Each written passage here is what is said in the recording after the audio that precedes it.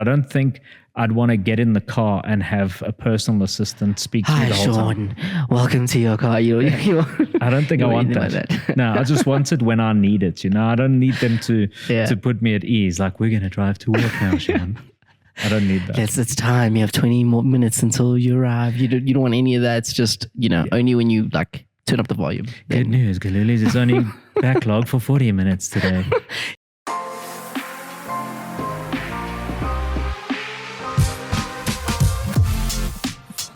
Hello and welcome to another episode of the AutoTrader Podcast. My name is Wandi and Sean, AutoTrader's brand and PR manager.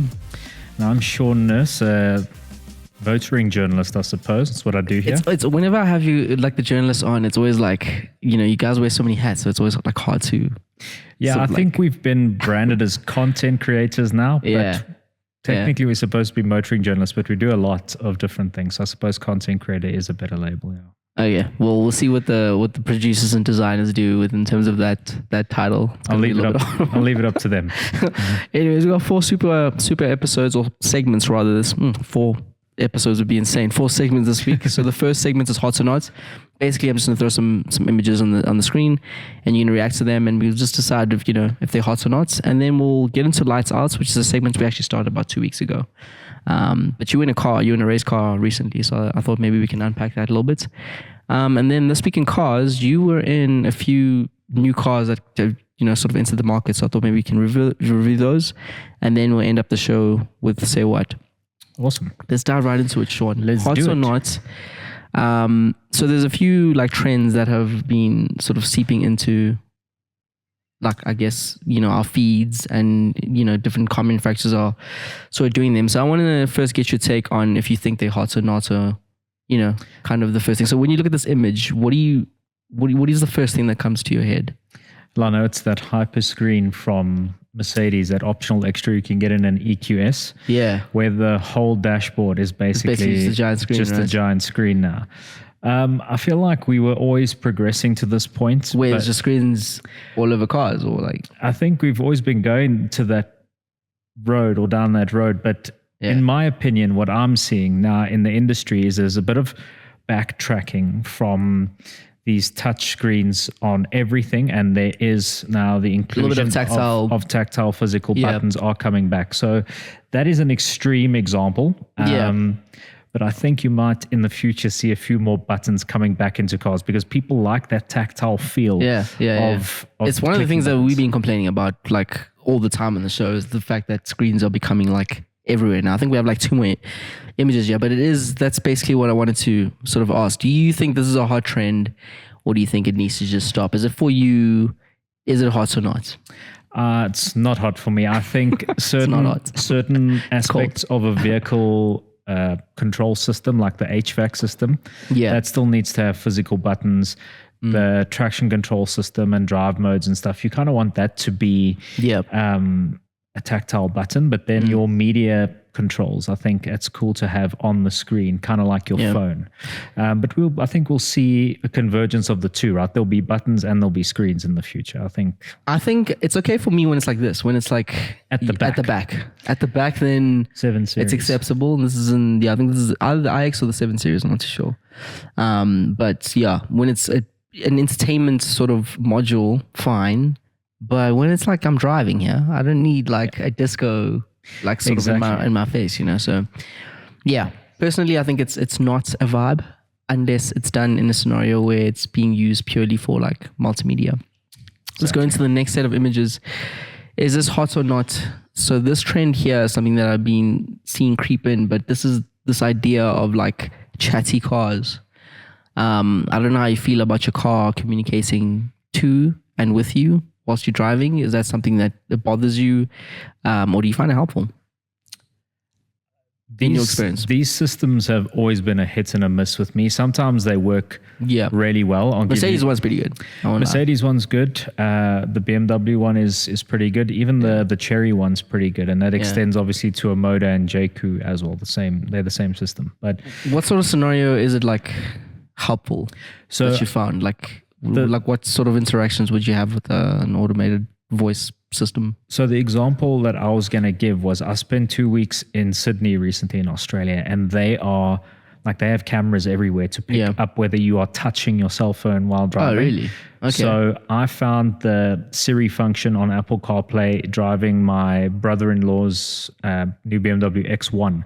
I found that super, super handy because I would just say, I don't want to say it now in case someone's phone goes off. I would prompt the voice command system on Apple, and I would ask it to take us to a specific place or to play a specific song or to just do something for me. And I found that very useful because I was trying to obviously obey the law and avoid the fines. They fine you for everything in Australia. So I found that very useful, but I don't think I'd want to get in the car and have a personal assistant speak to me the whole time. Hi, Sean. Welcome to your car. I don't think I want that. Like no, I just want it when I need it. I don't need them to put me at ease. Like, we're going to drive to work now, Sean. I don't need that. It's time. You have 20 more minutes until you arrive. You don't want any of that. It's just, only when you like turn up the volume. Good news, Galulis. It's only backlog for 40 minutes today. Your voice is so much better than mine. Anyway, so hot or not, I think you're saying it just depends on the circumstance, essentially. Absolutely. I think if it's being used to make your driving experience safer, and not just to impress your mates that your car speaks to you when you turn it on, then I think it comes in handy. So you actually pointed out something there, which I think is a problem in South Africa a lot. Is you have to go to Australia before you realize how often you're actually on your phone, right? Absolutely. When you're driving, and I think in that scenario, it points out the fact that we are on our phones too much and we should potentially be using these systems that solve for a lot of those issues. Yep. But that's another discussion for another day. Last car trend, what do you think about this? So what I have here, 2 images this time. So I have giant spoilers essentially on cars. This year's on a Senna, for instance, it's, we can go on and on about why it's important to have a giant spoiler in a race car or a race sort of capable vehicle. And it makes a lot of sense then.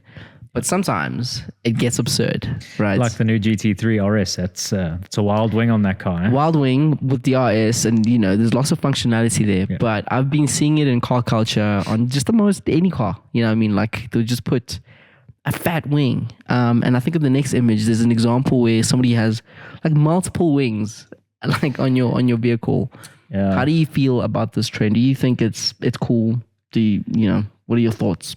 Yeah, so I think it's a Focus RS, but if it's an ST, it's even worse because that's front wheel drive. So you want downforce pushing the rear of your front wheel drive car down. Yeah, it does make sense. So when the wing is functional, like in the 3 RS, when it forms part of a bigger downforce aero package, and in the Senna, I like it because then that's obviously a purpose-built car. It's something. So what are wings for? Like for anybody who just doesn't understand why cars have wings in the first place? It's to help with rear stability. So it pushes the car down the faster you go. So the greater the wind speed over the car, the more pushes the wing sort of pushes the rear of the car down. It helps these high powered rear wheel drive cars with traction. That's why you see it on a lot of like race cars, but then you don't see it on very slippery cars that want to go fast in a straight line because it causes aerodynamic drag. So it's very much for track. So there is a functional use for it. So it's not just a cosmetic change that people are in like Benoni. Yeah, but the Benoni ones where I come from, they're not functional, man. They're from the flea market, and they're just there so that they can look like Ken Block, Can I tell you, I almost actually got a wing on my car, but that's we kind of segueing. I think they're cool. I think sometimes they're hot, but if they get too big, then they're not. So I think it's kind of like a balancing act there. Depends, really, it does. 100%. Let's move on to the next segment, Sean. So lights out. Usually we talk about like motorsports and that sort of world, the F1 world. But you race cars. So I thought maybe let's talk about exactly what you were up to this past weekend. And if anybody wants to sort of see you racing, like where to go about it. So where were you this past weekend, and tell us about sort of your antics? This past weekend I was part of the Extreme Festival, which is South Africa's national motoring racing series. So tours around the circuits around the country. Yeah. Very fortunate to be invited by Toyota Gazoo Racing to race and represent AutoTrader. As you can see, the AutoTrader branding on the side of the car there. Yep. The brand let me compete, and Gazoo sponsored the vehicle. We've got a bunch of other sponsors in there, and I form part of a 6-person media contingent field where I race against other motoring journalists. The same thing I did in 2022 in the Yaris. Yeah. And we also share the track with some very talented, very fast young racing drivers in the Toyota 86 Cup. And we race at the same time as them. So wait, the Yaris is also racing at the same time as the Corolla GR? The 86s. So the Yarises will join us at some point in the season, I believe. Yeah. But for now, it's just the Corolla and the 86s. We share the track at the same time. They get generally a 10-second head start, and then... Why do they get a head start? It's just so that we don't mingle with them, because we are ultimately racing for a different championship here. So it's their route into a Super Cup car or a GTC car. So the person who wins that might get a GTC or a Super Cup seat. Okay. For us, it's just journalists trying to live a childhood dream. And for me, this weekend was great. I've obviously done it before. I had an experiential advantage. But you guys are racing though. It's not like it's not friendly. It's not friendly. No. You guys are going full tilt here. Absolutely not friendly at all. You want to win. I approached this season with a completely different mindset to the way I approached the first season. The first season I wanted to learn and become a better racing driver, or just become a racing driver of some description. Now this year I've got experience. I know the tracks, and I know what I want, which is to win the championship. So I went out this weekend and I was quite determined. So won both races and qualified on pole. So it's 2 races, you won both of them and you qualified on pole. In the rain, yeah. In the rain. Yeah. Whoa, that's insane. So this is the first race essentially that we've had this year. Yeah. When's the next one happening? And if anybody wants to follow it, like how do they go about doing that? So second week of April, we are heading to the iconic Kyalami Grand Prix circuit. It's going to be the biggest race of the year. My favorite I think I'm going to be there, for sure. We'll try and get as many peeps there just to come and support. And I encourage anyone listening to come to the pits, come find the AutoTrader car. We can have a chat. We can talk about motorsports, and I think it'll be fun. Yeah, maybe we'll even do a show there. Who knows? If you guys want it, let's make it happen. Yeah, we could do a show there. Absolutely. And so currently you first, like Lewis Hamilton, you currently first.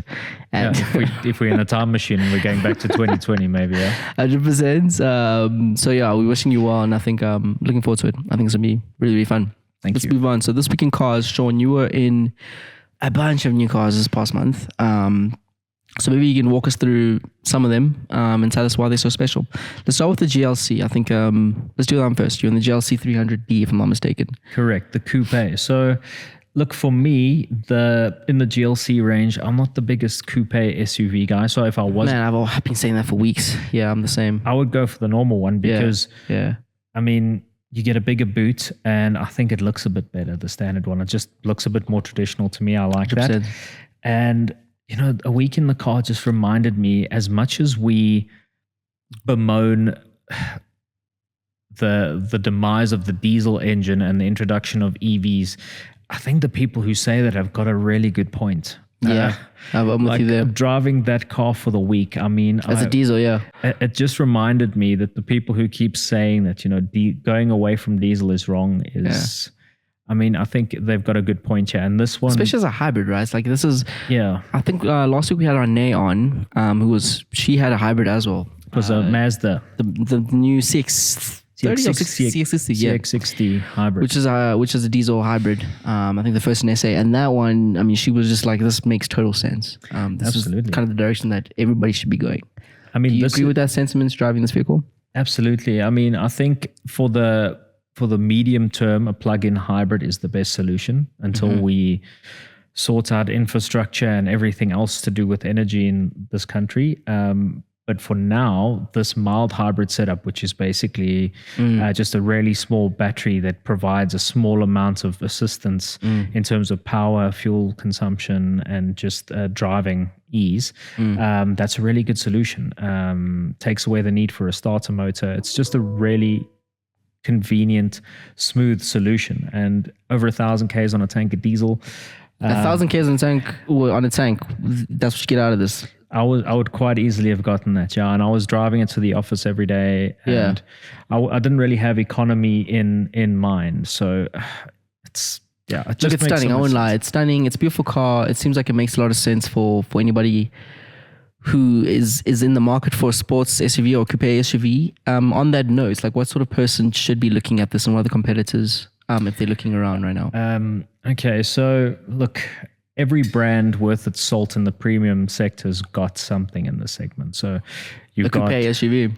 Yeah, so you could get an X4 or an X3 because we're talking about the broader GLC range in general. You could get an Audi SQ5 even at this price, or just the Q5. Volvo XC60 springs to mind. So there's several rivals in this price bracket that will give this car a good go, a good run for its money. Obviously, BMW are coming out with a new X3 at the end of the year. Yep. So that should be pretty impressive. But this is the first GLC since they've launched the product that I truly liked. Look, not perfect in many ways. What's the biggest difference between this one and the previous ones that you've seen? Is like the biggest fix for anybody who had those sort of pet peeves, maybe previous owners who are looking to upgrade. Look, why is this one like the one to go? I like the new MBUX infotainment system. The voice, hello, Sean. I don't use the hello, Sean function, but I like the functionality of the new MBUX systems. And look, there has been a bit of an increase in quality inside. That was another bugbear of mine. It's always been my bugbear. This is still not quite there, in my opinion. There are some areas where you hop inside, you're like, this is a 1.6 million rand car. And some of the plastic surfaces are a bit so. But it is better than it was previously. So if you have a GLC and you're looking at something new, this now has a superior drivetrain with that mild hybrid in the 300D.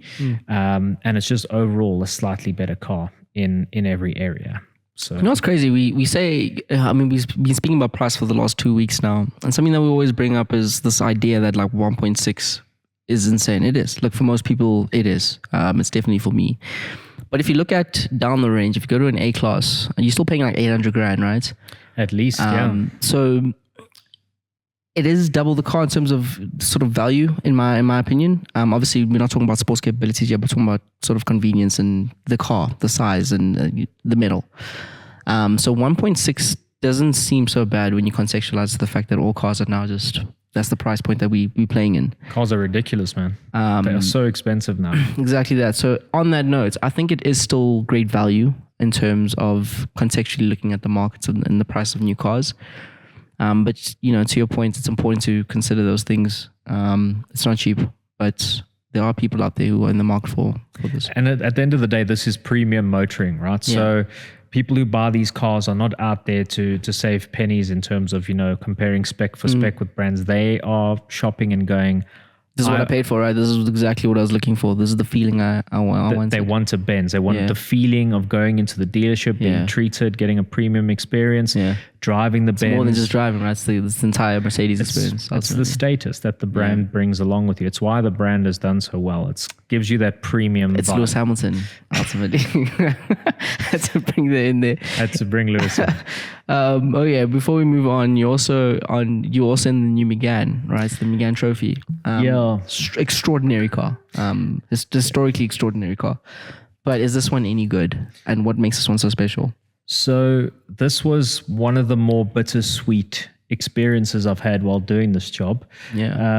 Short anecdote, basically when I started in the industry, I had a Clio Sport. It's a brand that I always aspired to own and followed since I was about 12 years old. I held it in very high regard, as many of the motoring journalists did. And I sort of I've owned 4 or 5 of them throughout my career, and sort of from the start of my career to this point now, Renault Sport has always been a bit of a constant. It's a brand that's always been on my radar. And this particular car here will be the last press unit for the Megane RS and for the Renault Sport brand ever in South Africa. So so this is the very last Renault Sport that in South Africa at least they will be receiving, or globally. Just Renault Sports is done globally. So the sports car division is now run by Alpine. You would have seen that change. I have seen you on F1, So is this going to be Alpine? Is this like a rebrand, or are you saying a completely new division? It's not like Skunk Works and a different house is doing it. What's the sort of... So Renault Sports is just done, as far as I know. Okay. There will be, I think they're working on like Alpine, Clio race cars and Megane potentially race cars and stuff like that. Yeah. But from a South African perspective, the RSs, especially since the introduction of the Clio 4 and the 4th generation Megane, the sales have not been strong for those RS models. So there is really no business case for them to bring Alpine to South Africa. So that was literally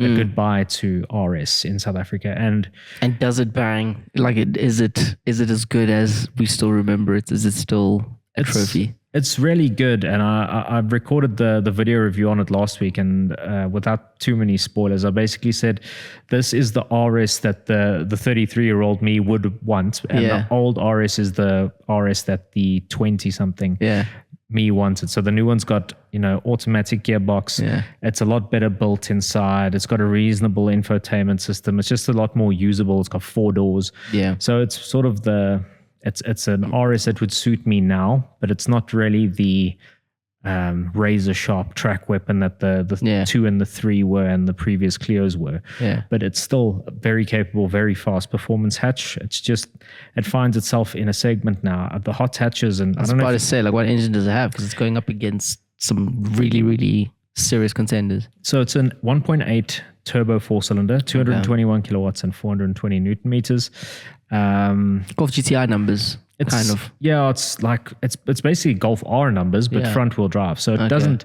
It struggles to put power down a little bit. It's got a few systems in place that I mentioned in the upcoming video about how it puts its power down. Yeah. It's got 4-wheel steering, so it feels very sharp and very direct.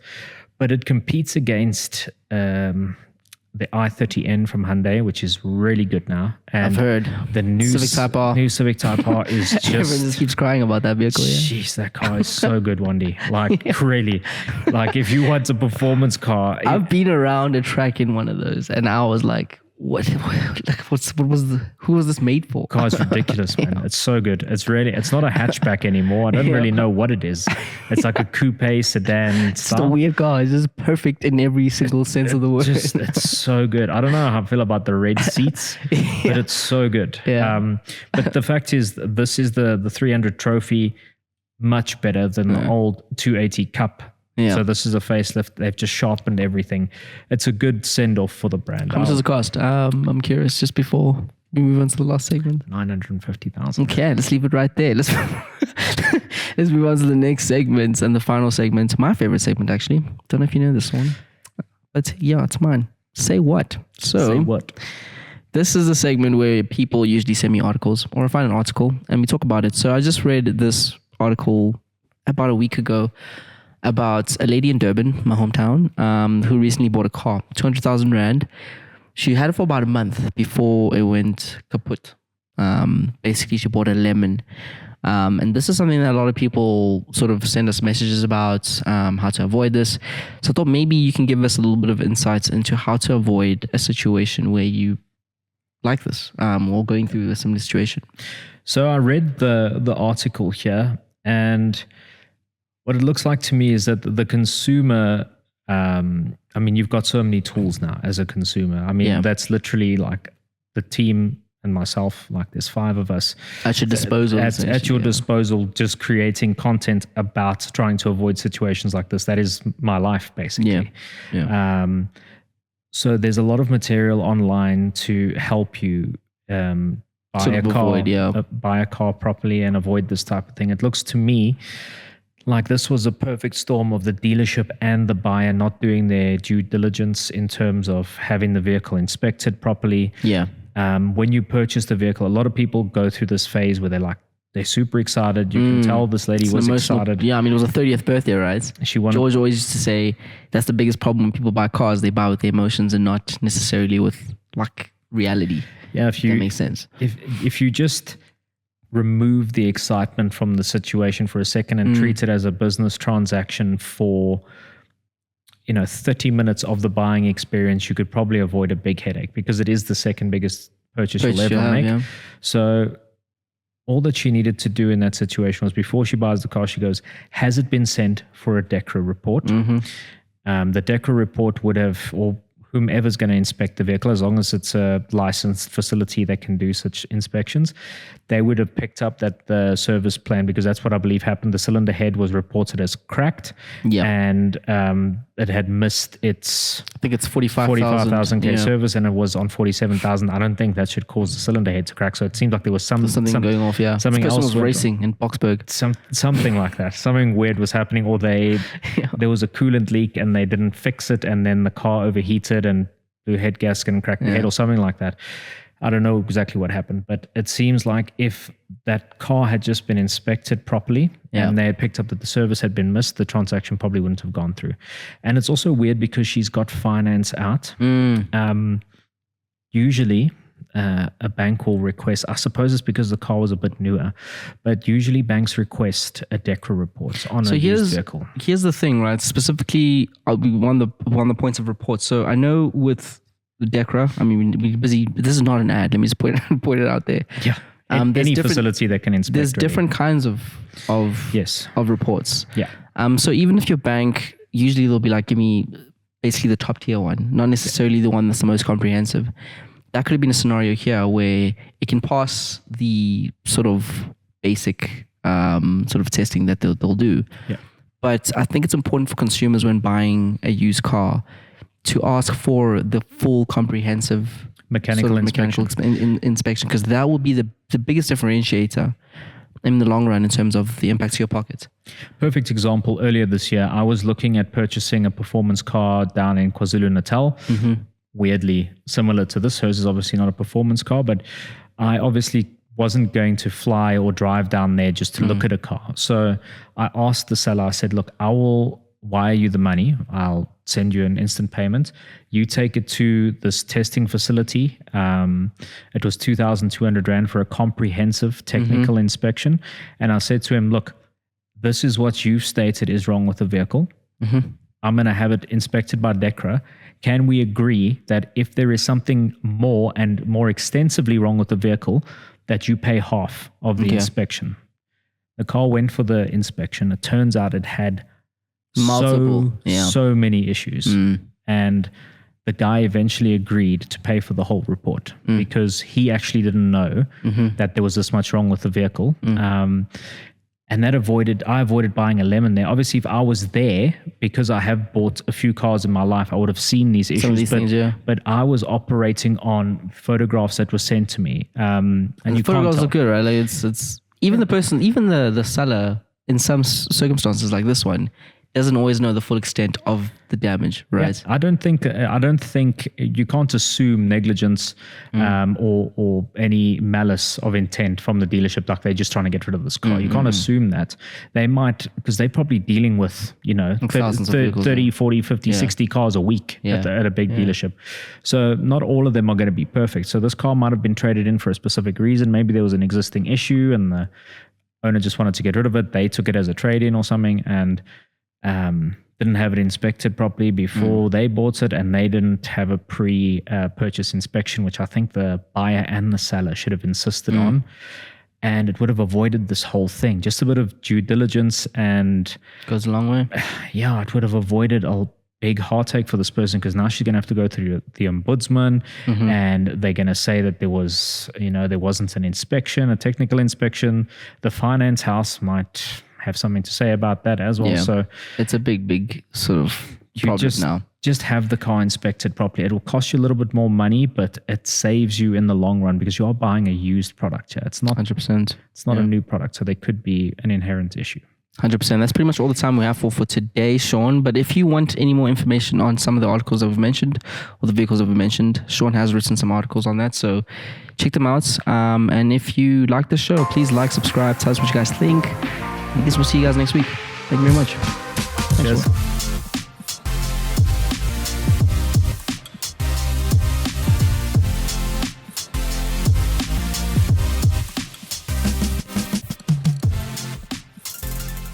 Search AutoTrader.